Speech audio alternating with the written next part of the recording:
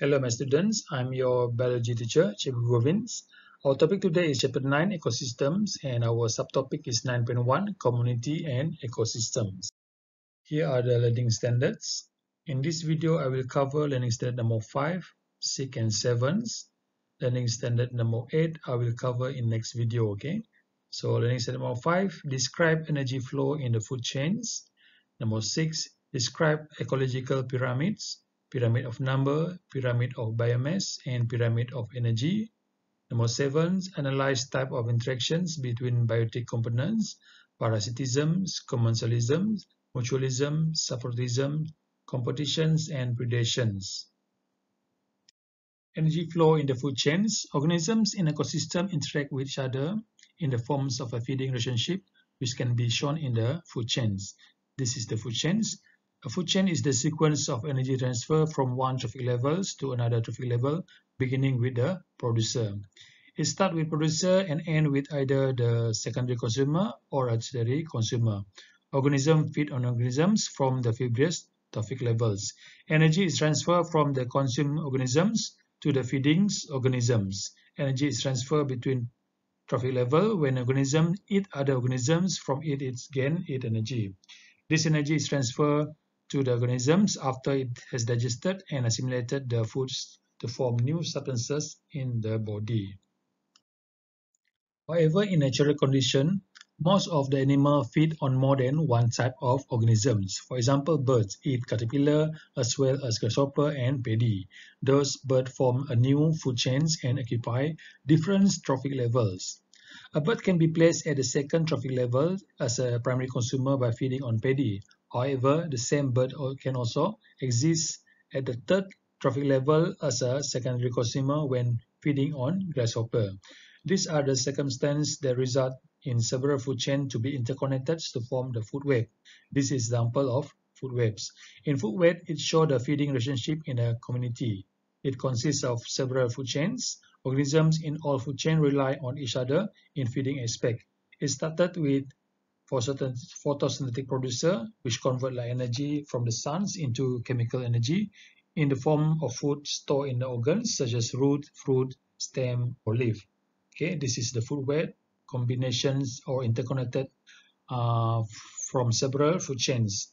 Okay, state all the food chains that forms the food web in this figure. Okay, how many food chain in this food webs? Okay, this is one, two, okay, 3, 4, 5, and 6. There are 6 food chains in these food webs. Okay. Ecological pyramids. Food chain and food web show the feeding relationship among organisms. Energy transfer occurs when organisms feed on another organisms. In the feeding interactions, when the trophic level increases, the number of individuals, biomass, and total energy content in each individual for each trophic level will change. All these factors can be described in the forms of ecological pyramid. This consists of pyramid of number, pyramid of biomass, and pyramid of energy. This is pyramid of number. The number of organisms decreases and the size of organisms increases. Okay. This is pyramid of biomass. Dry mass decreases when reached to the top of the pyramid. This is pyramid of energy that consists of producer, primary consumer, secondary consumer, and tertiary consumer. Okay, the energy is decreased when reached to the top of the pyramids. Now we look in detail each of the ecological pyramid. We start with pyramid of number first. Pyramid of number is a diagram which shows the number of organisms at every trophic level in the food chains. Okay, the base of the pyramid is the largest part, which accommodates the first trophic level, representing the number of producers. The next tier is the pyramids are the sections for the second, third, and fourth trophic level, which represent the number of primary consumer, secondary consumer, and tertiary consumer. Ascending the pyramid, the number of organisms decreases, whereas the size of organisms at each level getting bigger. Pyramid of biomass. Pyramid of biomass is the diagrams which show the total biomass per unit area of all organisms in every trophic level. Biomass is measured by using dry mass. These pyramids show the biomass that can be supplied to the organisms in the next trophic level. For example, the total biomass of producer that can be eaten by primary consumer is higher than the total biomass of primary consumer in the ecosystems. The total biomass of secondary consumer is lower than the primary consumer. Ascending the pyramids, the total amount of biomass per unit area decreases. Okay, this one. Pyramid of energy. Pyramid of energy demonstrates the total energy which is present in ecosystems. The energy source in ecosystem is light energy from the sun, which is absorbed by the green plants to carry out photosynthesis and convert into chemical energy. The energy will be transferred to the next trophic level when a primary consumer feed on a producer. The energy contained inside the food molecule may be stored in the body tissue or transferred into the environment in the form of excrement such as feces or discharge as urine. When food molecules are decomposed for respiration and other reaction, some energy is released into environment through heat. Only small part of the energy in food is converted into energy stored in the body tissue as a supplement to the organism's biomass. Only 10% of the energy is transferred to the next trophic level. 90% of the energy is dissipated into the environments through heat, living processes, and excretions. Hence, organisms that belong to the lower trophic level have greater energy if compared to the organisms at higher trophic levels. Type of interactions among biotic components. As humans, we live in a community. Every member in that community needs one another. It is similar for animals and plants which interact with each other in ecosystems in various ways. There are a few types of main interactions, which is predations, symbiosis, separatisms, and competitions. Predation is an interaction involving an organism which is predator that eat another organism which is prey. For example, owl is a predator and rat is a prey. Symbiosis occurs when different species that live together interact with each other. Okay, symbiosis consists of mutualism, commensalism, and parasitism. We discuss this in next slide. Separatism is an interaction in which an organism gets its food from dead organic material. For example, mushrooms that live in dead tree trunks. Competition occurs when organisms in a habitat compete in order to get basic needs such as food, water, light, and mates.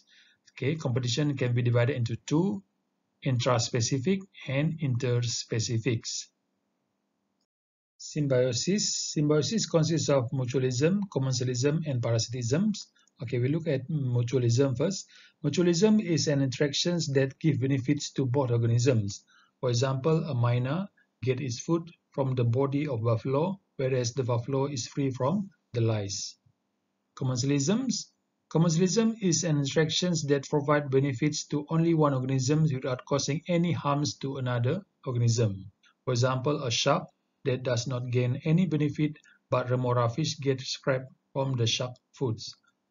Parasitism is an interaction that benefits one organism but harms the other organisms. For example, a tapeworms become a parasite in the intestines of human beings by absorbing nutrients and cause the humans to lack in nutrients. Interspecifics, for example, competitions among different species of plants to get sunlight. Intraspecifics, for example, competitions among animals of the same species to get mates. Experiment 9.1, the effects of intraspecific and interspecific competitions among organisms. The problem statement is what are the effects of intraspecific and interspecific competitions among organisms. The aim to study the effect of intraspecific and interspecific competitions among organisms. The hypothesis, if the competition among organisms is high, the growth of organisms becomes slow. The variables, manipulated variables, type of seeds, responding variable, height of seedlings, Constant variables, amounts and type of soils, amount of water sprinkles, fertilizer, light intensity, and the material, fertilized soils, 120 corn seed and 120 paddy seed. Apparatus, 3 plastic tray with the measurements of 50 x 40 x 10 cm, a ruler and a mini shovels. Procedure, label all plastic tray as A, B, and C. Randomly choose 30 corn seeds and 30 paddy seeds. So 20 corn seed in tray A. Okay, this is all corn seeds. 20 paddy seed in tray B. So this all paddy seeds. And C, 10 corn seed and 10 paddy seed in tray C. Okay, this one we mix with corn seeds and paddy seeds. Ensure all distance between each seed is 10 cm. Okay, this one 10 cm, whereas the distance between the seed and the edge of the tray is 5 cm. Put all the tray in a shady place. Procedure number 6. Water every tray with the same amount of water. After a month, randomly select 10 corn seedlings from tray A, 10 paddy seedlings from tray B, and 5 corn seedlings and 5 paddy seedlings from tray C. Measure and record the height of every seedlings and their average into a table. Based on the table, plot a bar graph using the height of the seedlings in centimeter. This is the table that we need to measure every single of seedlings in tray A, tray B, and tray C. Tray A is only corn seedlings, tray B is only paddy seedlings, whereas tray C, we mix corn and paddy in one tray, okay? So we need to measure every single of the seedlings to get the average reading for these experiments. This is the result of the experiments. In tray A, the average height of corn seedlings is 40.8 cm. In tray B, the average height of paddy seedlings is 35.6 cm. In tray C, the average height of corn seedlings is 45.4 cm. In tray C, the average height of paddy seedlings is 25.3 cm. So from the result, we can see that corn seedlings in tray C is higher compared to corn seedlings in tray A. But in paddy seedlings in tray C is shorter than the paddy seedlings in tray B. Okay, discussion questions. Names the type of competitions that take place in tray A, B, and C. Tray A is intraspecific because with the same species. B also intraspecific, and tray C is interspecific because with different species, which is corn A and paddy. Okay. What are the sources that cause the competitions in tray A, B, and C? The answer is tray A, B, and C compete to get minerals, water, and sunlight. Number 3. Which species is more adaptive in competitions in tray C? Explain. Corns. The height of corn is taller than paddy. Discussion question number 4. Compare the height of A. Corn seedlings in tray A and C. Corn seedling in tray A and corn seedling in tray C. The answer is the height of corns in tray C is higher compared to the height of corn in tray A. B. Paddy seedlings in tray B and C. B and C. Explain your answer. Okay, the height of paddy in tray C is shorter compared to the height of paddy in tray B because the paddy in tray C have to compete with corn for minerals, water, and sunlight. Corn have better adaptations and more successful than paddy in interspecific competitions. Conclusions. Is the hypothesis accepted? Suggest a suitable conclusion. hypothesis is accepted. If the competitions among organisms is high, the growth of organisms becomes slow. That's all for today. See you in next lessons. Thank you. Bye bye.